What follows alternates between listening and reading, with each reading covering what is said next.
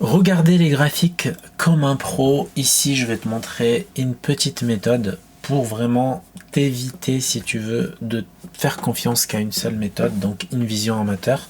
Donc à gauche ici, on a le graphique en chandelier, hein, d'accord, qui marche super bien, je le rappelle. À droite, on a ce qu'on appelle le footprint avec bien sûr l'historique des ordres au marché, avec des pourcentages positifs, négatifs, etc. Et le delta cumulé donc de l'order flow ici qui va nous permettre d'avoir des confirmations. Donc je vous montre un petit trade assez rapidement sur le Dow Jones, d'accord. Ici c'est très simple, donc je suis sur un bas de marché, j'ai une impulsion baissière, etc. Le marché donc m'a créé des belles bougies de reverse, on revient chercher le low Asia, pardon. Et là j'ai une belle bougie avec un cumulatif delta qui est plutôt positif, d'accord. Ici bon, on dirait que les acheteurs veulent reprendre la main. Et là actuellement donc on a un petit pook ici, d'accord. Et le petit pook ici c'est ça qui va m'intéresser parce que regardez, cumulatif delta positif, une belle bougie de footprint positif.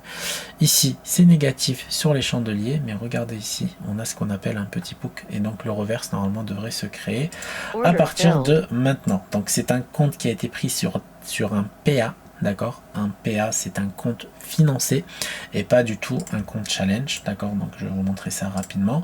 Donc Chart Trader, donc c'est bien un PA ici qu'on a sur le compte, d'accord. Et regardez, ici, grâce à cette information cumulative delta positif, donc en trend range sur le Nasdaq, donc on a un footprint plutôt positif et un POOK ici, d'accord, qui nous protège.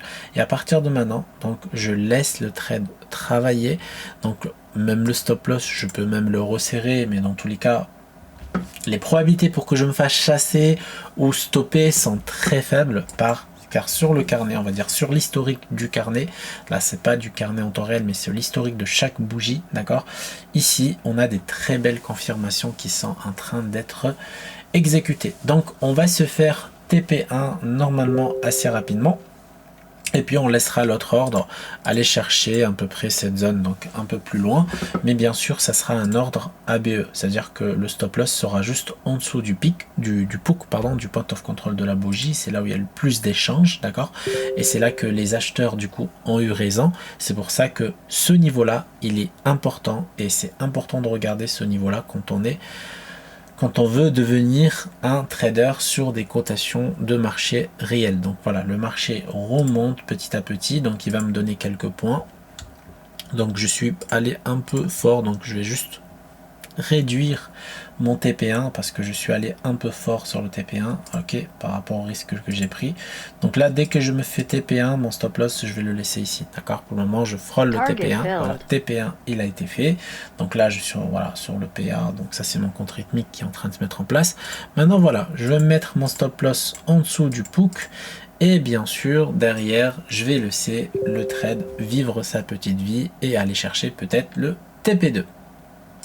Ok, j'étais sorti, alors je vous explique pourquoi j'ai sorti. Donc voilà, j'ai eu un pic à 780 $, donc sur le PA. Ok, toujours sur le PA. Et ici, en fait, ce qui s'est passé, c'est que le marché, en fait, il a commencé à faire ce qu'on appelle une absorption. D'accord, c'est-à-dire que les vendeurs sont rentrés en masse et du coup, j'étais sorti, donc mon ordre était sorti assez rapidement. Alors, ça ne veut pas dire que ce signal est invalide. D'accord, ça veut dire juste que pour le moment, la zone va être pertinente. Ici, on a un cumulatif, un delta cumulé pardon, plutôt positif encore une fois, donc on est en train d'hésiter avant de repartir, mais l'information est toujours bonne, c'est à dire que là sur mon footprint ici, hop, je vais essayer de recentrer ça sur mon footprint, j'ai des bonnes informations qui font que je peux encore rentrer. Donc voilà, j'ai eu mon TP1 comme je voulais. Après voilà, à l'approche de mon TP2 qui était là, on a vu que les marchés ont commencé à retracer, je vais des ordres vendeurs arriver en masse et je suis sorti bien sûr de mon ordre pour pouvoir tout simplement augmenter mes probabilités de réussite. Donc c'est ça qui est bien, c'est que quand je fais du scalping avec ces deux méthodes en même temps, et ben ça me permet tout simplement d'avoir la profondeur de marché sans rentrer dans le détail des carnets d'ordre. Vraiment, ici je veux juste voir la profondeur du marché et comment le marché se comporte, d'accord. Ici par exemple, voilà, on a une clôture ici qui s'est faite, d'accord, avec un delta positif, un cumulatif, un cumulé delta, donc je le dis en anglais à chaque fois, donc un delta cumulé plutôt positif, et là on a un petit poke ici, d'accord. Et sur sur les chandeliers, donc on a un volume positif au-dessus de la moyenne, ici, voilà, c'est pas très beau, mais vous allez voir que ça peut payer si on revient, rechercher rapidement les 32 775, et on ira chercher, donc rapidement, je vais faire en sorte d'éditer un peu ma stratégie, je vais être sur du 10 ticks, ok, sur du 10 points, rapidement. Donc voilà, ici je pense qu'on pourrait aller, donc en termes de proba, hein, toujours en termes de probabilité, donc on pourra aller chercher rapidement vite fait les 76, 75, 74 et refaire un pic plutôt acheteur, d'accord. Donc pour le moment on reste bloqué sur du 84, donc on va surveiller rapidement. Alors le mieux c'est de le faire sur ce qu'on appelle le Nasdaq, hein. C'est vrai que moi j'aime bien scalper sur le Nasdaq, on va voir rapidement ce qui se passe sur le Nasdaq, mais sur le Nasdaq vous voyez c'est beaucoup plus fluide. Je vais vous montrer à peu près le même signal sur le Nasdaq. Ok, ici, alors sur le Nasdaq, regardez, hop, donc on a eu du delta cumulé, donc pullback, on cherche toujours les pullbacks des delta cumulés, on prend pas un delta cumulé là, ok, parce que eux ils suivent de ça. Ici, regardez, ici on a pullback et bim, delta positif, on est revenu chercher le POOC et on a fait un pic, d'accord, ça veut dire qu'on a fait 65, 72 en ligne droite.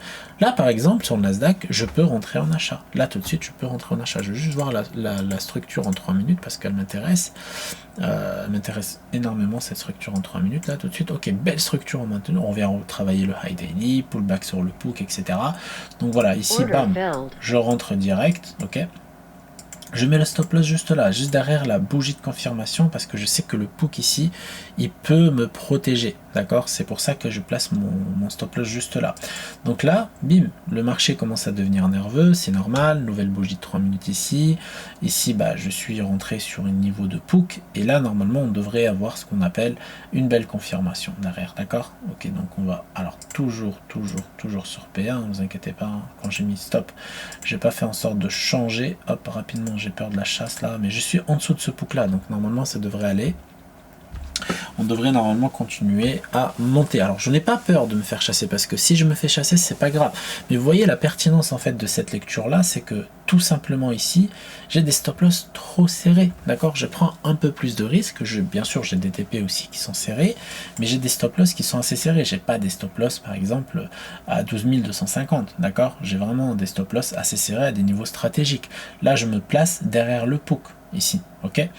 Donc là rapidement, normalement on va se faire TP assez rapidement, hein, si ça s'énerve un peu, et après derrière je mettrai toujours mon SL un peu près par là pour aller chercher le TP de toujours le SL derrière le POOC, toujours, voilà, TP, donc rapidement je vais me mettre là. Après voilà, si ça me chasse c'est pas grave, c'est le jeu. Là sur le compte on est passé à 880, là on est à 950, donc je pense que dès qu'on arrive à 1000, ah dommage, il manque 5 €, dommage, j'ai pas eu le courage de garder parce que j'ai vu 1000, j'ai dit bon c'est bon, je prends, je sors, etc. Mais voilà, c'était juste un exemple en fait de ce que vous pourriez faire avec deux stratégies différentes. Donc vous pouvez utiliser n'importe quelle stratégie de trading qui vous plaît sur NinjaTrader 8 et bien sûr la combiner avec le footprint sans aucun problème. Après voilà, moi j'ai monté ma propre stratégie à partir de la stratégie de Jordan, donc une formation qu'on propose bien sûr en description sous cette vidéo.